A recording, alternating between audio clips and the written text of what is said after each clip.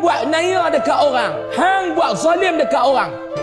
Dalam hadis yang lain ada satu sumpah yang Allah Ta'ala sumpah, aku akan tolong orang yang kena zalim ni, aku akan tolong, kata Allah. Kadang-kadang Allah Ta'ala bagi balasan tu di dunia.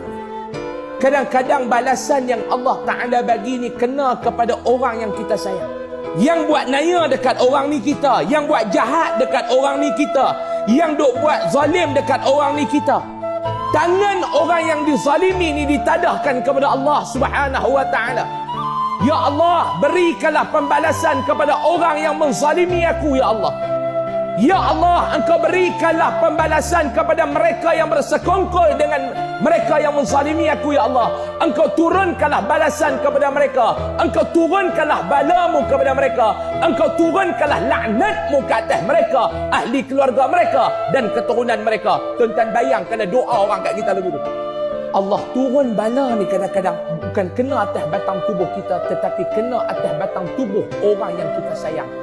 Tak kena pada kita, kena kepada anak kita. Tak kena pada anak kita, kena pada cucu kita. Jangan buat naya dekat orang.